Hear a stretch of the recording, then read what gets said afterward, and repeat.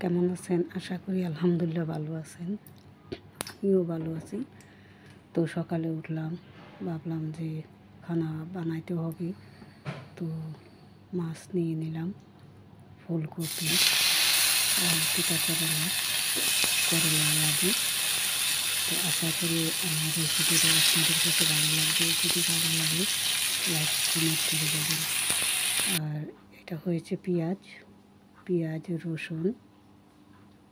পেঁয়াজ রসুন ডাললাম, হলুদ, মরিচ, ধনিয়া, জিরা। এটা ফুলকপির জন্য দেখতে পাচ্ছেন। এখন আমি এটা মশলাটা একটু কষিয়ে নেব, নিয়ে তারপরে ফুলকপিটা ঢেলে দেব। আশা করি আপনাদের কাছে আমার রেসিপিটা ভালো লাগবে।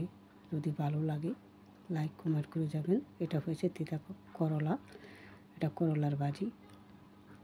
এটা ফুলকপি ঢেলে দিলাম। এখন একটু নেড়ে ছেড়ে একটু কষা পানি ঢেলে দিব। তো আশা করি আপনাদের ভালো লাগবে আমার রেসিপিটা। আর আমরা বাঙালি, তো মাছ অনেক ভালো পাই। সবসময় মাছ দিয়ে খানা হয়। মাছ দেখতে পাচ্ছেন, এটা ফুলকপি দিয়ে মাছ তরকারিটা বানানো হয়েছে। তো আশা করি আমার রেসিপি আপনাদের কাছে ভালো লাগবে। যদি ভালো লাগে লাইক কমেন্ট করে যাবেন।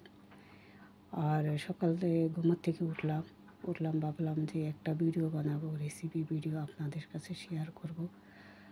আলহামদুলিল্লাহ, তো রেসিপিটা বানিয়ে নিলাম। তো যদি ভালো লাগে আপনার কাছে লাইক কমেন্ট করে যাবেন। আলহামদুলিল্লাহ, আমিও ভালো আছি, আপনারাও ভালো আছেন। দেখতে পাচ্ছেন এখন এখানে আমি পেঁয়াজ ডালা দিলাম, ধনিয়া ডালে দিলাম। এখন এটা করলা ঢেলে দেব।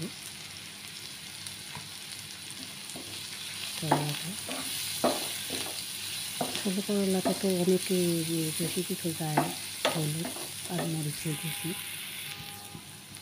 আর কিছু দেয়।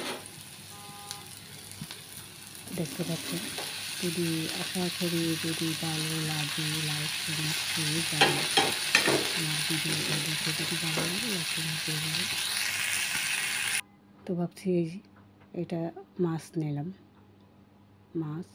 পাঙ্গাস মাছ, ফুলকপি, করলা আমি আগে একটু কেটে নিয়েছি, কারণ আমি ভাবছিলাম যে আগে কেটে নিয়ে তারপরে এটা একসাথে করে তারপরে ভিডিওটা বানাবো, এই ভাবছিলাম। তো আল্লাহ হাফিজ।